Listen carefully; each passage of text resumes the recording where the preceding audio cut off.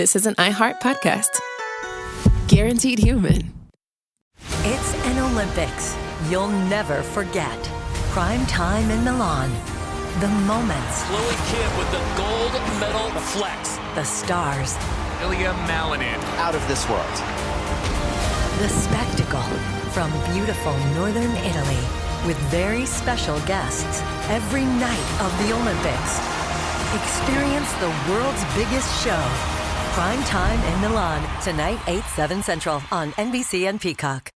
The big game commercials are basically must-see TV. This year, Elf Cosmetics went all out with an absurdly funny telenovela called Melissa. It stars Melissa McCarthy, Nicholas Gonzalez, Itati Cantoral, and Elf Glow Reviver Lip Oil. The Elf Glow Reviver Lip Oil is an ultra-glossy tinted lip oil that nourishes, hydrates, and enhances your lips' natural color. Watch the full episode of their new Elf novela on soyunbaño.com. Ever wonder why so many people regain weight after stopping a GLP-1? Up to 40% of the weight lost can come from lean muscle. This weakens the body, slows metabolism, and makes it easier to put the pounds back on, creating a cycle of dependency. Prolon's 5-day fasting-mimicking diet offers a drug-free way to maintain results and support long-term metabolic health. In just 5 days, it activates fasting pathways to burn fat, protect muscle, and rejuvenate cells, all while letting you enjoy real food. Get 15% off plus a $40 bonus gift when you subscribe at prolonlife.com/iHeart. That's prolonlife.com/iHeart. The Middle is supported by Journalism Funding Partners, a nonprofit organization striving to increase the sustainability of local journalism by building connections between donors and news organizations. More information on how you can support The Middle at listentothemiddle.com.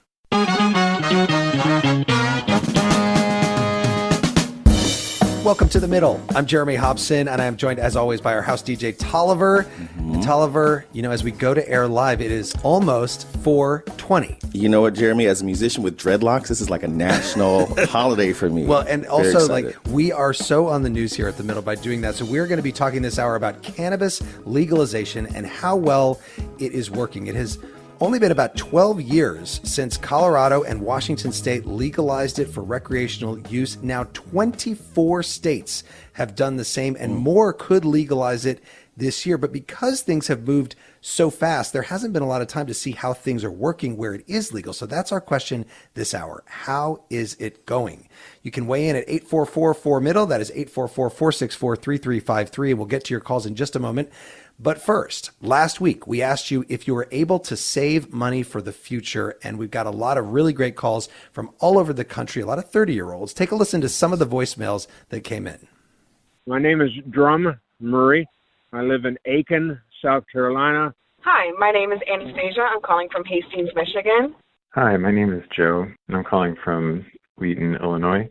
Hey, Jeremy. My name is Marty, and I'm calling from Jacksonville. We'd love to say, but as a millennial in this current economy, I don't even know what that means in English. I was raised to be a saver. I took on any job I could get, and I was always able to save at least 15% of whatever I made. Am I saving for my future? No. Where I grew up, we started hearing early, don't be prepared to retire. Prepare to work until you die. Fortunately, I have a Roth IRA for both my wife and myself, as well as a pension that I have from teaching and a 401k that I'm contributing to. And of course, there's always the hope of Social Security. So that's how I've been saving. Thanks again to everyone who called or wrote in. You can see some of the emails in our weekly newsletter, which you can sign up for at listentothemiddle.com. So now to this week's topic, cannabis legalization. How well is it working? It is now legal for medical use in 38 states and for recreational use in 24. There are some medical benefits and people like it. Full disclosure, Tolliver, I enjoy the occasional edible. No. It's true. Scandal. But there are also serious questions about regulation, how potent the available strands have become, addiction, and use among younger people whose brains are not fully developed. So this hour, our question for you, is marijuana legalization working? Tolliver, what is the number to call in? It's 844-4MIDDLE. That's 844-464-3353. You can also email us at listentothemiddle.com. So let's meet our panel. Kent Vrana is chair of pharmacology and director of the Medical Marijuana Research Center at Penn State University. Kent, welcome to The Middle. Thanks, Jeremy, for having me on. And Ryan Nerz joins us as well. He has covered cannabis legalization as a journalist since its early days and wrote Marijuanamarica, which is a memoir about that experience. Ryan, welcome to The Middle. Thanks, Jeremy. Good to be here. And before we get to the phones, you're both living in states that may legalize recreational marijuana this year. Florida for you, Ryan, Pennsylvania for you, Kent. Ryan, what is the debate like in Florida where voters are going to decide this November about recreational marijuana? The debate is getting pretty interesting here. We've had medical marijuana for a while now. I am a medical marijuana card holder, and we are right now the biggest medical marijuana tax revenue state. And so this recreational ballot has been sort of on the docket for a while. It's been knocked down by Republicans for a long time. The Supreme Court just allowed it to be, in the ballot, but you have to get 60%. Which is a very, very high barrier. They were originally polling around 70%, but recently they've said that it's 56%. And so now it's going to be up to the lobbyists. There's a lot of money here. There's a company called True Leave that's put in $40 million into this to get 1 million ballot signatures. And so there's going to be just a huge debate and a lot of money put at getting people over that 60%. And the people who are against it in Florida, what are they saying? What is their number one reason why they don't think that recreational marijuana should be allowed there? Well, shockingly enough, one of the biggest voices is Mr. DeSantis, who is, he's saying that it's radical, that it's going to reduce quality of life. And I think those are probably your loudest voices in the room are these sort of, family oriented, very conservative voices, as people have heard. There's a lot of, Sarasota is a place where they're trying to be the architects of like a new conservative reality in the United States and make America Florida, for better or worse. Ken, what about in Pennsylvania, where it's the legislature that may decide to legalize recreational marijuana? You have testified to lawmakers. You have serious concerns about it. What are they? Well, in particular, I'm just concerned about legalizing another abused substance. I make it very clear, I believe that my drug of choice, a good single barrel bourbon, is far worse than cannabis, but that's not an excuse to create another legal impairing drug. And most of my concerns revolve around the next generation, because the strength of the stuff that's coming onto the market now and then the use by adolescents is a big concern of mine. What about, you mentioned alcohol there. How does it compare, cannabis to alcohol, when it comes to the addictive qualities of it? Have you found in your research? They're both addictive, Jeremy, but it's clear that alcohol's far worse. It's far worse for medical outcomes. It's far worse on your body and for society, for families. But that argument doesn't hold sway if you realize that cannabis is itself not without dangers. It's just that it's on a different level. Ryan, when legalization was pitched, there was a vision painted that people in communities who were harmed by cannabis criminalization would have opportunities to benefit from legalization. How has that played out, as far as you know? I think there's been a lot of states where that's been quite a disappointment. New York State is an example, right, where that was their pitch, was that we're going to take it off the black market. There's going to be a lot of lot less incarceration for black and brown and sort of underprivileged communities, and that's not really the way it's played out, in the sense that the barrier to entry is really high. I mean, just to apply for a permit in Florida is $150,000, and then you have to vertically integrate just to even be in the game. And that means you have to do cultivation, everything, all the different things, have your own dispensaries. And there's only 25 players in the market in Florida. So the fact is that it's probably not really going to get rid of the black market. It will reduce incarceration, but there's still going to be these big corporate players like True Leave that are really going to dictate the market. Let's go to the phones, and Eli, who's in Michigan. Eli, welcome to The Middle. Do you think, or how do you think, marijuana legalization is working? I think it's doing great. Where I'm from in Wayne County, Michigan, downriver, the suburbs, it's doing great. We just actually recently, less than 10 miles from my house, we have about 5 new dispensaries. They're having their grand openings right now, and I think it's great to take it off the black market, because less interaction with more illegal drugs. And like a lot of the guys are saying, adolescence is bad, but I'm thinking the only thing that's bad about it for the adolescents now is that they're still having to acquire it off the black market, and they're going to be, get into with these guys and people willing to sell to them who are willing to sell other drugs as well. But as far as taking it off the black market, it's great, and it's also great for recreational marijuana because I went to jail for it when I was a young man, and I think it's great that a lot of these young guys are no longer going to be in jail for it. You went to jail for it when you were younger. What happened? Have you had that wiped off your record, or what happened? No, it still hasn't been off my record. It was just brought up. It was a possession of marijuana, and the judge still uses it like it was a drug charge. And no, it hasn't been wiped off my record. I ended up having to serve 30 days in jail for it in Wayne County Jail. And it wasn't a fun time, and I can tell you at least my story that it led down to a darker road of the people you deal with and the criminology that it leads you to, just sending a young man to jail. Yeah. It led me down to a darker road. Eli, thanks so much for calling in. And Kent Vrana, actually, that brings up another question that I had, which is, has it done anything in terms of a darker road? Has it done anything, the legalization of marijuana, in terms of getting people to not use things like opioids? Has it changed the use of other drugs? I don't think those data are very, very clear cut. And the big problem is that if you look at any jurisdiction, any state, you're going to see a different set of laws and a different set of regulations. So it's very hard to understand if it's really going to have that effect. I would hope so, but I don't think the data are very clear there. What worries me a little bit, just to play off what Eli said a moment ago, is the fact that what we don't understand is that when we legalize recreational, it sends the subtle message to youngsters, adolescents in particular, that it is okay.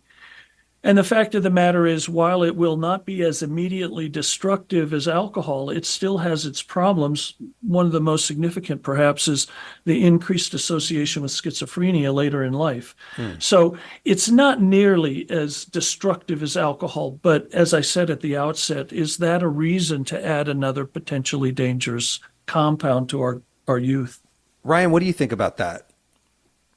I think it's pretty complicated. When I wrote my book at the kind of beginning of legalization, I'm a user. I've enjoyed it. I'm a very productive person. I play sports and stuff using cannabis, but I recognize that, when kids have developing brains, it's not great for that. I've heard of this association, like Kent said, with schizophrenia and people who already have delicate psyches.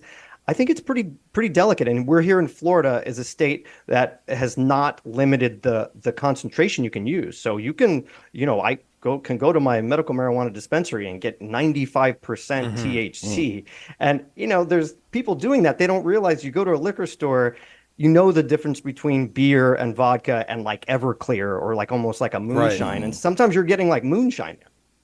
We're going to get to the potency in a moment, but Tolliver, one thing that I've noticed is you can hear the speed of change in attitudes about marijuana by listening back to our presidents over the last 40 years or so. Yeah, listen here to Ronald Reagan and then Bill Clinton talking about marijuana. Leading medical researchers are coming to the conclusion that marijuana, pot, grass, whatever you want to call it, is probably the most dangerous drug in the United States, and we haven't begun to find out all of the ill effects, but they are permanent ill effects. When I was in England, I experimented with marijuana a time or two, and I didn't like it, and didn't inhale, and never tried it again. Let the record show he did not inhale, okay? Neither did I. Never will. Right. By the way, you can give us a 5-star rating on anywhere you listen to podcasts. And also you can make a donation to The Middle at listentothemiddle.com. And we'll be right back with more of your calls on The Middle. It's an Olympics you'll never forget. Prime time in Milan. The moments. Chloe Kim with the gold medal flex. The stars. Ilya Malinin. Out of this world. The spectacle from beautiful northern Italy. With very special guests every night of the Olympics.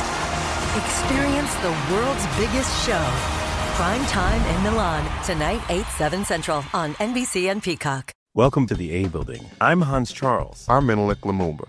It's 1969. Malcolm X and Martin Luther King Jr. had both been assassinated, and Black America was at a breaking point. Rioting and protests broke out on an unprecedented scale. In Atlanta, Georgia, at Martin's alma mater, Morehouse College, the students had their own protest. It featured two prominent figures in Black history, Martin Luther King Sr. and a young student, Samuel L. Jackson. To be in what we really thought was a revolution. I mean, people were dying. 1968, the murder of Dr. King, which traumatized everyone. The FBI had a role in the murder of a Black Panther leader in Chicago. This story is about protest. It echoes in today's world far more than it should, and it will blow your mind. Listen to the A Building on the iHeartRadio app, Apple Podcasts, or wherever you get your podcasts. This is Ryder Strong, and I have a new podcast called The Red Weather. It was many and many a year ago in a kingdom by the sea. In 1995, my neighbor, Anna Trainer, disappeared from a commune. It was hard to wrap your head around. It was nature and trees and praying and drugs. So no, I am not your guru. And back then, I lied to my parents, I lied to police, I lied to everybody. There were years, Ryder, where I could not say your name. I've decided to go back to my hometown in Northern California, interview my friends, family, talk to police, journalists, whomever I can, to try to find out what actually happened. Isn't it a little bit weird that they obsess over hippies in the woods and not the obvious boyfriend? They have had this case for 30 years. I'll teach you sons of to come around here and my wife. Boom, boom. This is The Red Weather. Listen to The Red Weather on the iHeartRadio app, Apple Podcasts, or wherever you get your podcasts. This is The Middle. I'm Jeremy Hobson. If you're just tuning in, The Middle is a national call-in show. We're focused on elevating voices from the middle, geographically, politically, and philosophically, or maybe you just want to meet in the middle. This hour, we're asking you, how well is cannabis legalization working? Tolliver, how can people reach us? You can call us at 8444-MIDDLE. That's 844-464-3353. You can also write to us at listentothemiddle.com or on social media. And before we go back to the phones, I want to talk about potency. Levels of THC, which is the psychoactive substance in cannabis, have been steadily increasing over the decades. In 1980, the marijuana that was available had less than 2% THC. Today, there are plant strains with more than 30%, and cannabis concentrates can be more than 90% THC. So in Washington State, where recreational marijuana has been legal since 2012, there are calls to regulate THC potency. And State Senator Jesse Solomon, who's a Democrat, supported legalization, but he now thinks things have gotten a little out of control. I spoke to him earlier and asked him why it was important to try and pass a law about potency.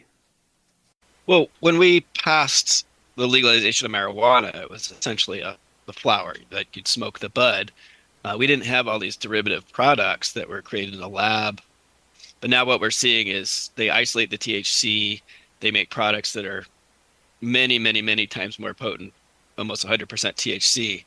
And that is driving some mental health issues among youth. So, for example, we're seeing an increase in early onset schizophrenia, psychosis, hyperkinesis syndrome, where people have vomiting, and that's concerning. I'm not an anti-marijuana person. I'm frustrated by the industry and what they've done. And right now in Washington State, there's no regulation on the potency of marijuana? No. How hard has it been for you to get a bill through the legislature there? It's been hard. This is the first time this last year that we got anything through, and it was significant, but it was also watered down. There's no cap on THC content. And is it being watered down because of pressure from the cannabis industry or because of your fellow lawmakers, or what? First, it's pressure from the cannabis industry, and then they get to the lawmakers. So yes to both. You know, they behaved this year like the tobacco industry behaves or used to behave, which was really frustrating because I remember when I was interested in seeing the legalization of marijuana, all the advocates were like, this is not going to be the same thing. It's like, hey man, have a heart, let people have some of this weed for this medical issue or whatever they want it for. But now they're essentially like any other special interest group. They're organized. They have money. They contribute a lot of money to candidates. As we have said, your state, Washington State, was one of the first states, one of the two first states, along with Colorado, to legalize recreational marijuana a little over 10 years ago. What advice would you have right now for policymakers in other states, including states that are considering legalizing recreational marijuana right now? I really think you need to look at the data and the science that's been coming out in the studies and how that's affecting young people. And then you should probably cap potency. You should probably prevent products from being attractive to kids, including very young kids. So like gummies, look like gummy bears, and just envision out what could possibly go wrong and plan for that. Because once that ship has sailed, as you can see from my tale of the special interest lobbying, it's very hard to change course. That was Washington State Senator Jesse Solomon. Let me bring back our guests, Ryan Nerz, journalist and author of Marijuanamarica, and Kent Vrana, director of the Medical Marijuana Research Center at Penn State University. Ryan, why is the potency so much higher? I have seen videos from the 1970s, and people who were stoned looked like they were doing just fine. Yeah, it's a valid point. I mean, that's because the percentage of THC was really low. I mean, sometimes that what we now call ditch weed was like 8%, 7%, 10%. And now, it's just a matter of farming and cultivation. I mean, they keep cultivating this flower to, they only procreate cannabis buds with the best and the best and the best, and it just gets higher and higher and higher, and you can see it in the stores. I mean, and then you create concentrations from that. So you take a 30% level THC bud and you concentrate it into a sticky little like hash oil, and it can get up, as you said, to above 90%. And Kent Vrana, when you have THC potency at that level, is it a problem for people that aren't just teenagers or younger people, but anyone who is using that? That's a significant problem, especially for the non-experienced person. So when you get to those kinds of concentrations, you can precipitate psychotic events. They're very rare. I'm not trying to demonize marijuana or THC-dominant cannabis, but what's happened in this selective breeding that Ryan was talking about is that we're about maxing out the plants at 30-35% THC, but in the process, the amount of cannabidiol or CBD, everyone knows CBD oil, that opposes the effects of THC. It leavens it, if you will. And so we're basically getting these purified extracts, unopposed THC activity. It's causing increase in psychoses. Those are now coming out in the literature. And this hyperemesis syndrome that the senator was talking about, this uncontrolled vomiting. One of my MD PhD students has seen 3 cases in pediatrics in the last week.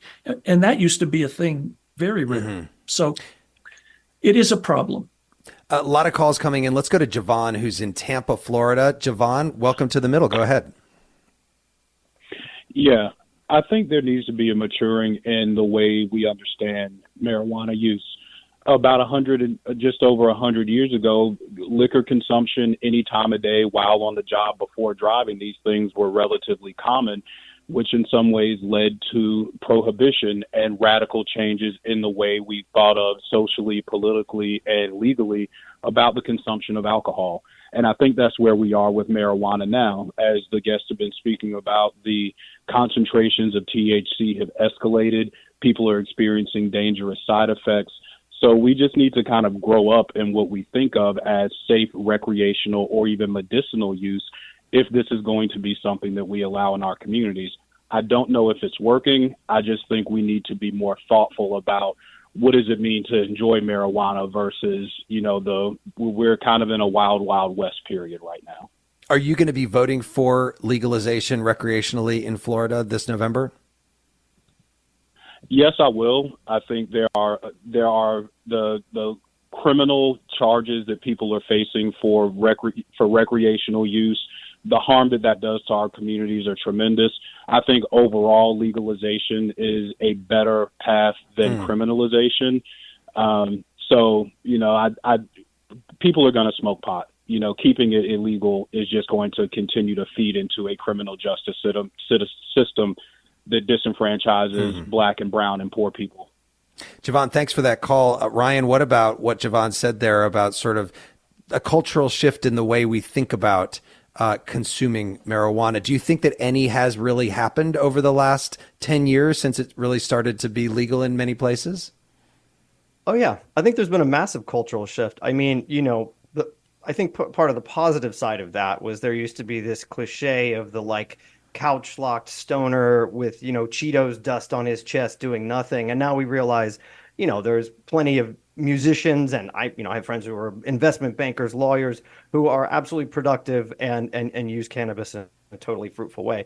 On the other side of that, now there's going to be, like he said, maybe there needs to be another shift, which is, maybe we don't want to introduce it to kids as like, gummy bears. We don't want kids doing it too early. And maybe we don't want our towns like reeking of weed, like, a lot of backlash has been in New York City. Let's go to Sohail, who's in Houston, Texas. Sohail, I hope I'm saying your name correctly, but go ahead. Welcome to the middle. Yes, thank you so much. So I'm a child and adolescent psychiatrist, and I also see adults as well. I moved from Illinois in 2020 when marijuana was legalized there. In Texas, so far, it is not. So as a psychiatrist, I am seeing a huge number of children, adolescents, and young adults coming in with psychosis, catatonia, altered mental status. They are requiring hefty doses of medication to bring them back. Some of them are not returning. Some of them are taking a long time. I have presented on this topic at National Child Psychiatry Conference and met so many colleagues all across the country who are experiencing the same kind of issues with young adolescents coming in and requiring a great amount of attention that is not seen 5 years ago when I was in Illinois and Missouri, and which is a huge number. So what do you suggest? What would your message be right now to politicians and policymakers and even voters who are deciding whether to legalize recreational marijuana? Is there something that should be done in order to make sure that you're not seeing so many young people come in to see you with issues because of marijuana use?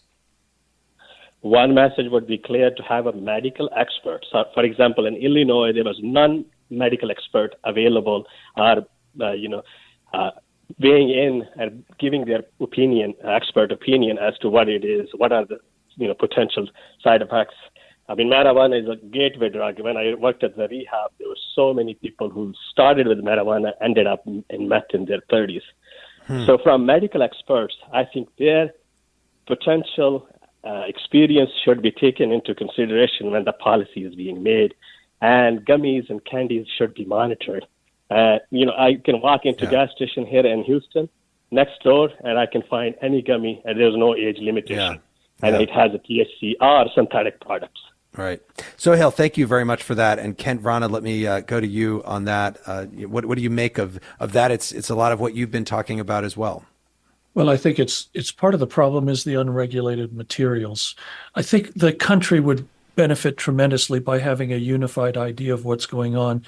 As Ryan was saying earlier, you'd only have to go back 50 years and we had the 3 martini lunch, and it was accepted at that time. And we have evolved to the point with alcohol that that's not the case. What Sohail talks about that is important is, especially with edibles, it permits the discrete use in a public setting with a drug that does not show the outward signs that alcohol does. And so what that permits is students, youngsters, to use and in such a way that we can't immediately identify their use. And so they get to a point where they're using these very high concentration products. And then this acute persistent psychoses that he's describing that may require antipsychotic drugs to treat. Right. Again, it's a rare syndrome, but it is a real syndrome. Yeah, Ryan, it reminds me of when I was, going through school and we had the DARE program, and they basically said, marijuana is a gateway drug. It's going to lead you to do other things. And there's been a lot of pushback about that over the years. But what do you think about that? We do, the government has started to pull back on allowing like menthol flavored cigarettes and things because teenagers get into them and then they get addicted. What about, is it time to get rid of gummies? Oh man, I think it's really challenging. I think there's something about the packaging that I agree with. I mean, so for here we have medical marijuana. Your packaging is very clinical. It almost looks like a prescription drug, and to me that's good enough. I don't think it needs to be these colorful looking right. like cute little gummy bears, and so that's one thing. I think as far as the gateway drug thing goes, I think that's a really slippery thing because, there's a lot of what the gateway drug was that you got weed from illegal markets. And the same people that you got that illegal weed from were selling other things. And so this is shifting a little bit away from that. I do think it can be a little bit of a gateway drug, but some of that was because it was on the black market. Tolliver, some notes are coming in online. Absolutely. P in Chicago writes, legalization of marijuana is bad news. It still goes against the Surgeon General report that any type of smoking causes lung cancer and laryngeal cancer, along with bad breath, smelly clothes, yellow teeth, addiction, and early death. Interesting. Stuff, absolutely. Let's go to another call in. Bo, who is in River Ridge, Louisiana. Bo, welcome to the middle. Go ahead. Hey, guys. Yeah, you guys are talking a lot about Florida's recent legislation and ballot initiative, and I just want to point out that just furthers the fiefdom of the medical licenses currently existing. And it's one example of a larger problem in the marijuana industry of license consolidation with these large multi-state operators. And I'm the former director of cultivation for one of them. And in fact, built this career for 10 years in Denver, Colorado, and got the opportunity to come back to Louisiana. And unfortunately, I might have to leave again because there's only 2 licenses to work for here. And so we need to be careful in terms of who's lobbying for the legislation that's going on the ballot. These Florida voters are just going to see, do you want over 21 adults to be able to use marijuana? And most of them are going to vote yes. The issue is they don't realize that it creates essentially a closed market and not a free market. And to me, it's unfair what's happening. That's a great point, Bo. Thank you so much for that call. Ryan, there's a big issue going on in New York City right now because of the way that the market has worked and the fact that, they had a certain number of licenses and then there are all these sort of off-license sellers of marijuana, and it's all screwed up. Yeah, I mean, it's if you go around the streets of Manhattan these days, there's something like 2,500 illegal, they're calling them like pot bodegas, and basically places that were bodegas that may have been selling weed sort of, on the side and on the counter or something. Now, because the barrier to entry is so high, everyone's just given up and sort of been like, we're just going to sell weed anyway. It's legal. And it's almost just too much they didn't really know who was going to have to deal with it. Is it NYPD? Is it the bureau that they've created to control cannabis? So they're really dealing with it in real time. And there's been a big backlash against it. For such a big business with so much tax revenue, it really is surprising that there wasn't more forethought about how this is going to work. Yeah, I think that's one thing that people don't realize is people think we created legal weed here in Illinois or Ohio, wherever you are. They don't realize that the implementation of that is a whole nother ballgame. To create that bureaucracy and to create that system takes a long time. And in Florida, you could just see them working out the kinks. And a big part of it is just corporations come in, take over, put all their money. And like your last caller said, they have their own lobbies, and it just becomes like the Walmartization of weed. Kent, are they talking about in Pennsylvania, it's not legal there yet, and the legislature is considering it, are they talking about how the business would work, or are the people just trying to push it through? No, they're beginning to consider it. And unlike other jurisdictions, at least they're listening. I mean, they gave me the opportunity to tell them the pros and the cons to the idea, but I don't think they've thought far enough down the road. There is this incredible pressure to reduce the barrier to entry, but at the same time, you have to do it in such a way that it is a safe and documented product, because the same problem that Ryan was talking about in terms of the gateway drug, they can put synthetics on anything if it's not regulated. And that's the problem. And if you regulate it, then you make the cost of entry very hard. You know, Tolliver, we heard President Reagan throw out a bunch of different names for cannabis. There's another one he didn't say, and that is ganja, which is what it's called in a lot of the Caribbean. Yeah, and we can't talk about ganja in the Caribbean without mentioning the late Jamaican musician Bob Marley, who called marijuana herb in this interview. Listen. Herb is a plant. I mean, herbs are good for everything. Why these people who want to do so much good for everyone, who call themselves governments and this and that, why them say you must not use the herb? Pretty sure Bob's high in that interview, 90%. And that interview was from 1979 when herb was still very much illegal in Jamaica. I love that accent so much. I just love it. We'll be right back with more of The Middle. It's an Olympics you'll never forget. Prime time in Milan. The moments. Chloe Kim with the gold medal flex. The stars. Ilya Malinin. Out of this world. The spectacle from beautiful northern Italy with very special guests every night of the Olympics. Experience the world's biggest show. Prime time in Milan, tonight 8/7 Central on NBC and Peacock. Welcome to the A Building. I'm Hans Charles. I'm Menelik Lumumba. It's 1969. Malcolm X and Martin Luther King Jr. had both been assassinated, and Black America was at a breaking point. Rioting and protests broke out on an unprecedented scale. In Atlanta, Georgia, at Martin's alma mater, Morehouse College, the students had their own protest. It featured two prominent figures in Black history, Martin Luther King Sr. and a young student, Samuel L. Jackson. To be in what we really thought was a revolution. I mean, people were dying. 1968, the murder of Dr. King, which traumatized everyone. The FBI had a role in the murder of a Black Panther leader in Chicago. This story is about protest. It echoes in today's world far more than it should, and it will blow your mind.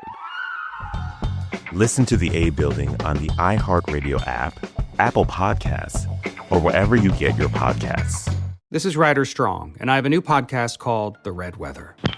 It was many and many a year ago in a kingdom by the sea. In 1995, my neighbor, Anna Trainer, disappeared from a commune. It was hard to wrap your head around. It was nature and trees and praying and drugs. So no, I am not your guru. And back then, I lied to my parents, I lied to police, I lied to everybody. There were years, Ryder, where I could not say your name. I've decided to go back to my hometown in Northern California, interview my friends, family, talk to police, journalists, whomever I can, to try to find out what actually happened. Isn't it a little bit weird that they obsess over hippies in the woods and not the obvious boyfriend? They have had this case for 30 years. I'll teach you sons of to come around here with my wife. Boom, boom. This is The Red Weather. Listen to The Red Weather on the iHeartRadio app, Apple Podcasts, or wherever you get your podcasts. This is The Middle. I'm Jeremy Hobson. We're asking you this hour, is marijuana legalization working? You can call us at 844-4MIDDLE. And I am joined by Kent Vrana, director of the Medical Marijuana Research Center at Penn State University, and journalist Ryan Nerz, author of Marijuanamarica, and a lot of calls coming in. Let's go to Brendan, who is in Manistee, Michigan. Brendan, welcome to The Middle. Go ahead. Hello. I was just calling, and my opinion on legalization of marijuana is that overall it's beneficial, but there's a serious problem with for the youth. It has made marijuana far too accessible for people who are under the age of 21. And, I mean, it's become a serious problem. I mean, almost everyone I know, I'm in college, and almost everyone I know smokes weed, and a lot of them on a daily basis, and some of them even during class. And I remember in high school, people doing the same thing, going off into the bathrooms, and just vaping, people smoking marijuana in there. And overall, it's a problem because, I mean, marijuana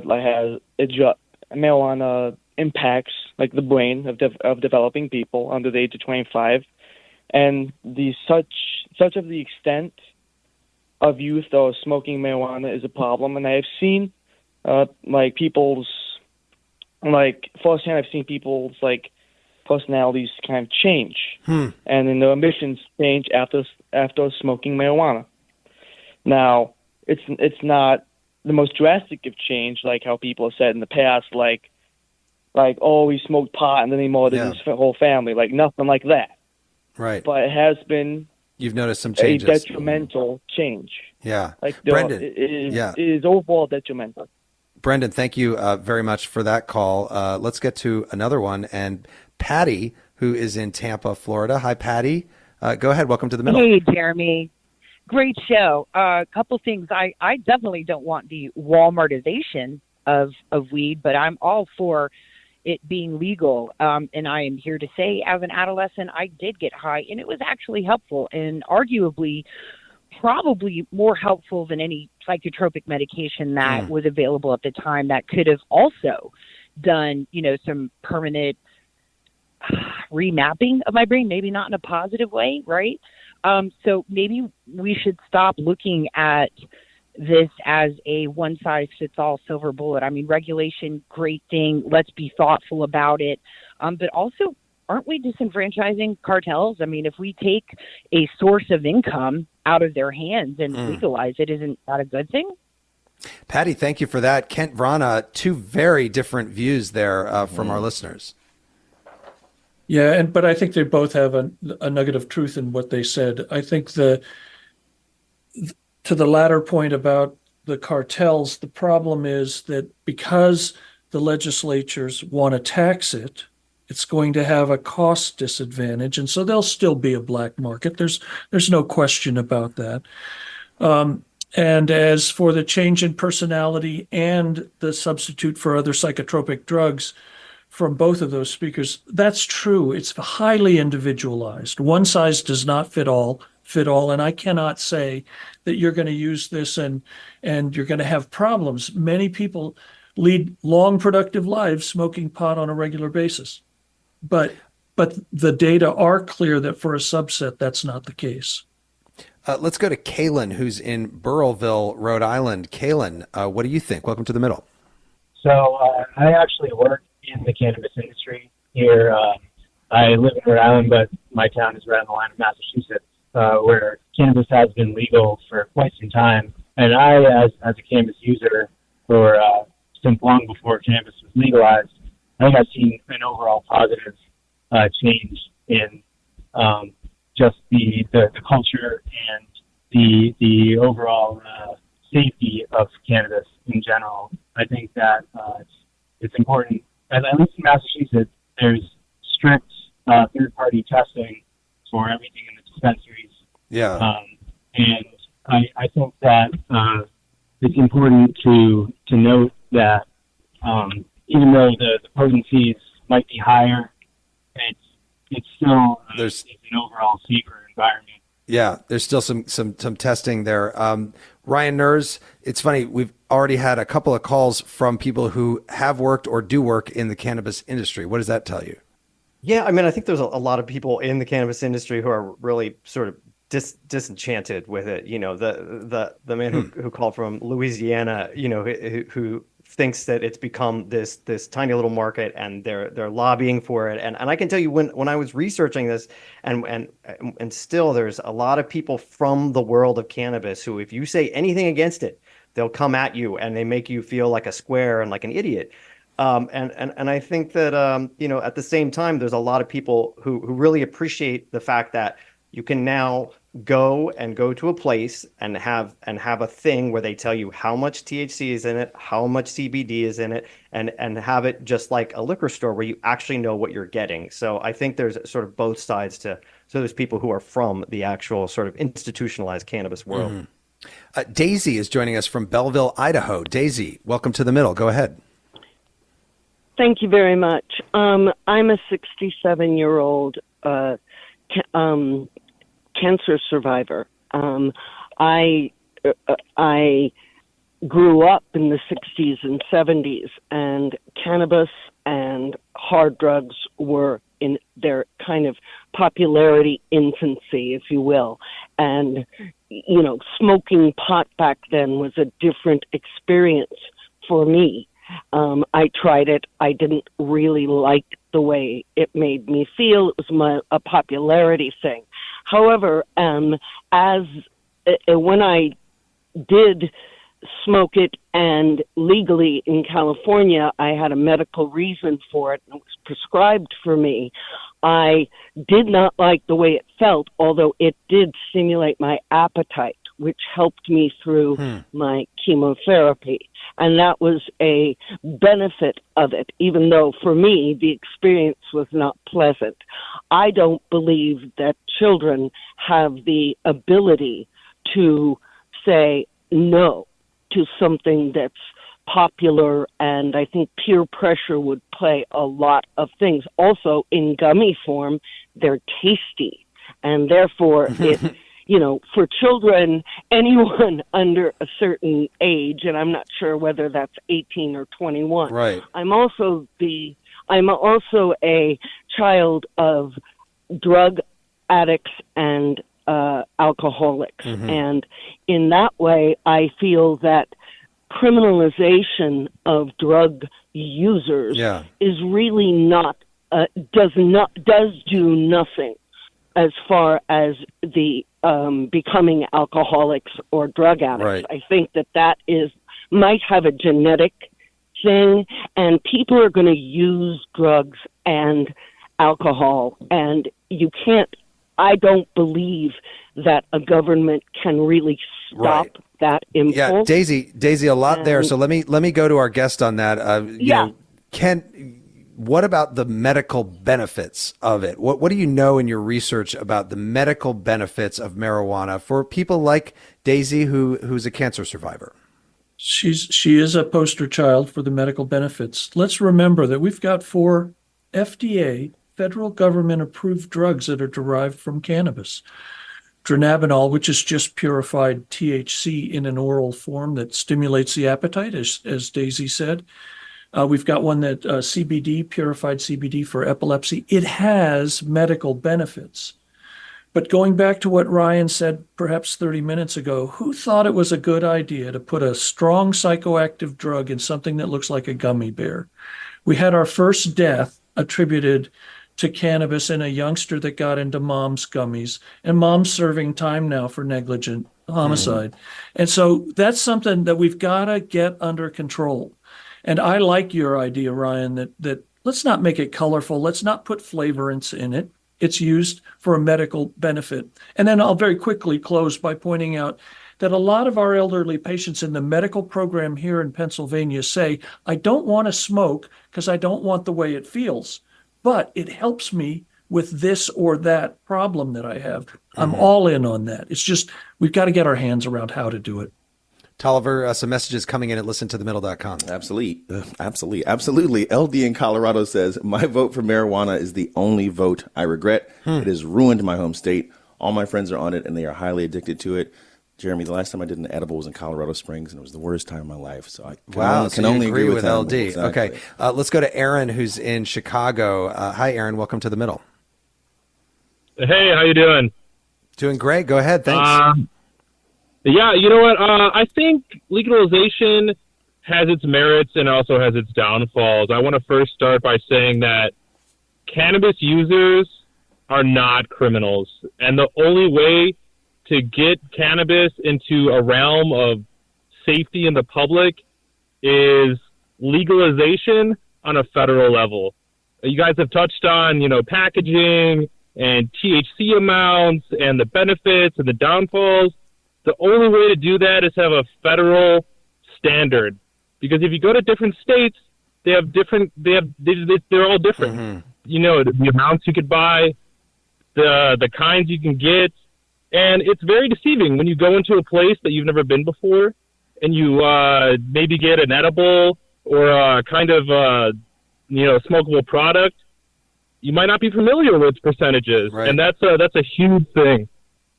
That's a great point, Aaron. Let's talk about that, the federal side of it. Ryan, all these states, 24 and counting, have legalized, but the federal government, it's still illegal. It's still a Schedule I drug, which is the worst kind. But what about that? Would you think there'll be action at the federal level? Oh God, it's just so silly, and I think Kent probably understands the frustrations in the world of research. I mean, we can't even people talk about, well, the research says this and that. There's really not that great of research because we can't get past this Schedule 1 issue. I think it's just incredibly frustrating to the point where we have 90% of Americans say that they're in favor of some form of legalization. I think 76% of Americans live in states where there is some form of legalization. It's happened. It's over, and meanwhile, Chuck Schumer's put a bill out. Some other politicians have put bills up, and they just keep getting quashed by Congress and the Senate. I just really don't understand the deal. Like, we're there, just like hit the layup and figure it out and make it happen is my take. Kent, do you think that is true, that if the federal government were to just legalize marijuana federally, then it would be better than just this patchwork of different states with different products and different regulations? I don't think there's any question. Ryan's absolutely right. I think the problem is that the federal government has failed us on this one. I suspect what's going to happen next is they will deschedule, and it should be a Schedule 3. And just you commented on it's the worst kind. A Schedule 1 drug is defined as a drug that has no medical benefit and addictive potential. Well, we know it has medical benefit because it's used medically and it's FDA approved, or components are. The problem is that that it's classified because of the addictive potential with things like PCP and LSD and other psychedelics. Mm-hmm. The feds have failed us on this one. Let's go to Mitchell, who's in Tallahassee, Florida. Mitchell, welcome to the middle. Go ahead. Hi, my dad was a U.S. Customs agent in the late 1970s, early 80s, at the height of the drug war, on go-fast boats, catching drug smugglers in the Keys in Puerto Rico. My brother is a state trooper. I come from a law enforcement family and know the legality of marijuana is unjust, and at first was xenophobic, racist, and then became homophobic, and then became legal for medical reasons because of the AIDS epidemic in the 80s. So a lot is missing in this conversation regarding its history, and we have to recognize that it won't be better until the federal government changes and recognizes that history and changes that fact. People are stamped with disapproval by their federal government or by their local government and can't get a job. They're losing housing because they're based as a criminal whenever they're arrested for small amounts of marijuana. The legality of marijuana is far safer than the illegality of marijuana because there's a business you can go to. You can talk to someone who actually grew it. It's regulated. Mm-hmm. Whereas in an illegal market, there's no business. There's no business hours. It's a sketchy area. The person that's a drug dealer that you're meeting hadn't even grown it or didn't grow it, and they don't know what it's laced with or fentanyl or anything like that. Yeah. So. We've got it right there, Mitchell. Thank you very much for bringing up those points. Ryan Nerz, your thoughts? Yeah, I mean, I think, as Ken had said earlier, the fact is that no matter how legal we make it, if it's federally legal or not, the black market is not going to die. It's just not. I mean, when I was out in California, I was hanging out in the hills with, these cultivators, and, you go to these towns and you think it's going to be peaceful hippies. And it was actually kind of intense. I mean, it was like hippies with guns, and they were taking over the side of a mountain, and they were giving part of their weed to the dispensaries. And then they were making most of their money by transporting it across state lines to places where they could sell it for a lot more. And so the black market's not going to go away. That's I agree in general, like regulate it, own it. That's what I was saying. I just think that the black market, the gray market, is not really going to completely die. We might get rid of like cartel, marijuana coming from Mexico, but there's still going to be this issue, and there's going to be people buying drugs from their drug dealer. I have to say, and we have more calls, and unfortunately we don't have time to get to them now, but people can leave messages and we will listen to them and we'll get them on the show, some of them next week. But two takeaways for me from this hour. Number one is thinking about the packaging of edibles, and that indeed, they probably shouldn't be colorful and all of that for younger people. Yeah. And number two, the potency issue, I think, is really important. And it's surprising to me that more states haven't actually started regulating the potency of marijuana, especially as you're seeing people go into the hospital with problems. Now, we have time for a quiz, Tolliver, for our guests. Absolutely. Okay, just jump in when you got it, fellas. The question is, which state has the most dispensaries per capita? Is it Oklahoma, California, Michigan, or New York? Any guesses, Ryan or Kent? That's hard. I'm going to go with Michigan just on the per capita basis, but that's a stumper. Kent? Yeah, I'm in. I go with Ryan's answer. How's that? We're both wrong, I think. Yeah, it's Oklahoma. Oklahoma. And a shocker. Get Per capita. Bad self. How about really? that? Very surprising.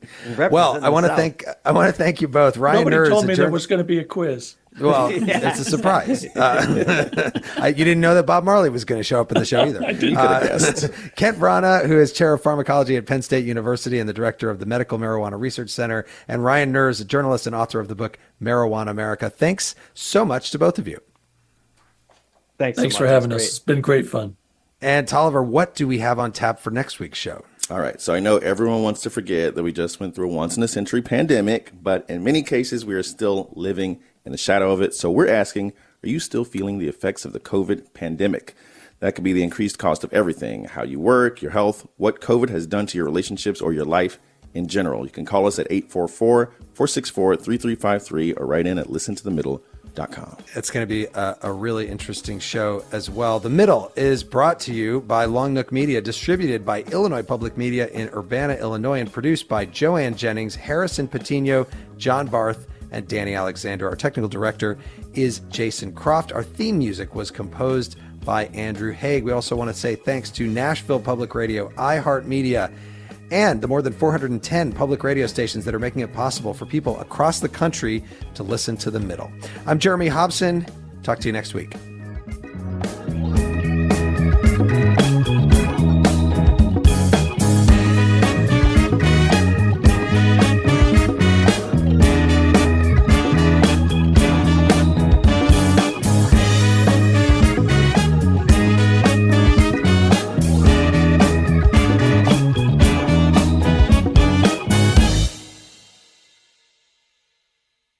Over the last couple years, didn't we learn that the folding chair was invented by Black people because of what happened in Alabama? The Montgomery Brawl. This Black History Month, the podcast Selective Ignorance with Mandy B unpacks Black history and culture with comedy, clarity, and conversations that shake the status quo. The Crown Act in New York was signed in July of 2019, and that is a bill that was passed to prohibit discrimination based on hairstyles associated with race. To hear this and more, listen to Selective Ignorance with Mandy B from the Black Effect Podcast Network on the iHeartRadio app, Apple Podcasts, or wherever you get your podcasts. 1969. Malcolm and Martin are gone. America is in crisis. And at Morehouse College, the students make their move. These students, including a young Samuel L. Jackson, locked up the members of the Board of Trustees, including Martin Luther King Sr. It's the true story of protest and rebellion in Black American history that you'll never forget. I'm Hans Charles. I'm Menelik Lumumba. Listen to The A Building on the iHeartRadio app, Apple Podcasts, or wherever you get your podcasts. When segregation was a law, one mysterious Black club owner, Charlie Fitzgerald, had his own rules. Segregation in the day, integration at night. It was like stepping on another world. Was he a businessman, a criminal, a hero? Charlie was an example of power. They had to crush him. Charlie's Place, from Atlas Obscura and Visit Myrtle Beach. Listen to Charlie's Place on the iHeartRadio app, Apple Podcasts, or wherever you get your podcasts. This is an iHeart podcast. Guaranteed Human.